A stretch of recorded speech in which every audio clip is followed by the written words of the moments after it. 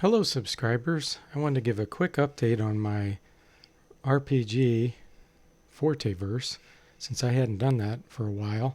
I had not done too much development lately because of work-related tasks, but now that things have slowed down a little bit with that, I'm back to working on this pretty heavy. And today I wanted to talk about the Sage profession. So I've created a party member of 3 characters here. And my first one I've named Ye Old, and he's a sage. And if we go in and look at his skills, we'll take note of a few special ones that only the sage has. So first off, he has a skill called teaching, and he has a skill called advice. So teaching is intended to be able to teach new skills to party members that don't have them, and advice is to help improve skills that party members have and help improve them. Essentially, it helps them train those skills. Now, advice can only work on certain types of skills because there's certain things you can't really give advice on. But I'll show that in a second how that works. Another skill that only sages have is called intuition. And intuition it's kind of a passive skill. It will help the party members with various tasks and abilities and just things in general as you play the game. For example, when I have this alchemist named Trainee try to cast a spell here, on the right side, he knows now what % chance he has of successfully casting this spell. For example, if he wants to cast Acid Arrow at power level 4, it's only a 10% chance. He would not know the chance if it were not for that intuition skill. So the purpose of the sage in a party is generally to provide wisdom, advice, and to help the party as a whole.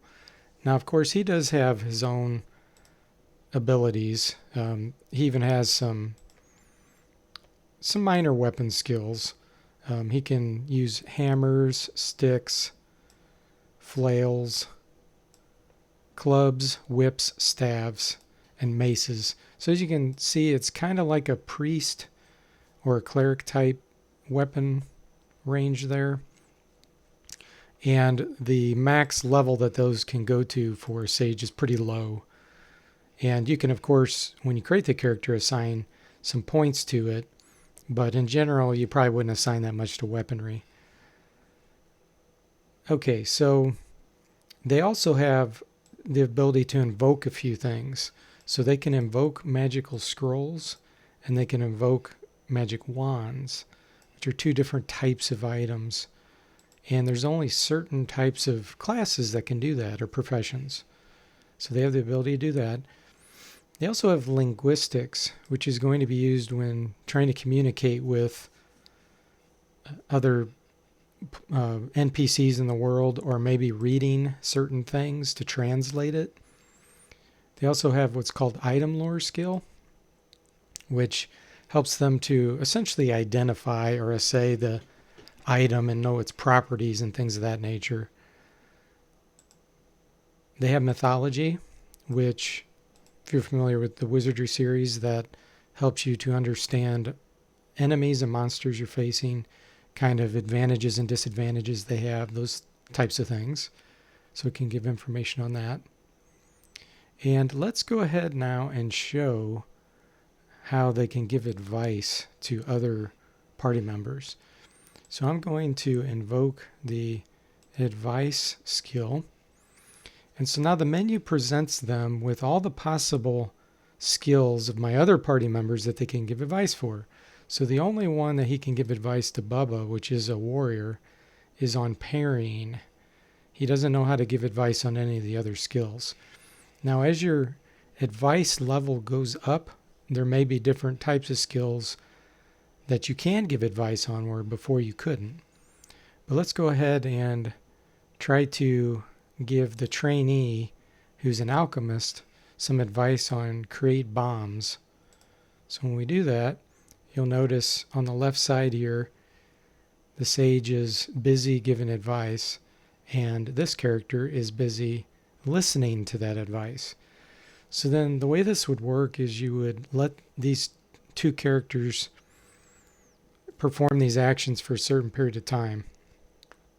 And I'm going to stop the recording and come back once this completes, which I think I have set for about 5 minutes, but it depends on the type of skill you're trying to train the character on.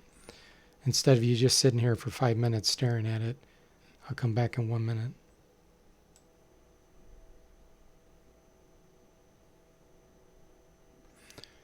Okay, so the training is completed, and if we go into view the alchemist skills, it went up a fraction of an amount, which you can't see is indicated here, but these values are actually fractions, and so it could have went up to maybe 20.3, so not quite enough to round up to 21, but over time, if you perform these actions, especially if you do it offline when you're logged out of the system, the next time you come in with those characters, then they could have perhaps improved some of the skills. The other thing is, depending on the level, the skill level of the advice, it will improve it at a more rapid pace up to a certain point. So with advice skill level 40, I can't raise certain levels beyond that. And what'll happen is it'll kind of plateau. And it also makes it exponentially harder once you get to a certain point to increase and get more advice. Giving it to someone when their skill level is low in the beginning makes that skill go up much more quickly. So I hope you enjoyed the overview of the Sage class, and as time goes on, I will kind of premiere and show some of the other professions and how they're going to work in my RPG. So I'll see you next time.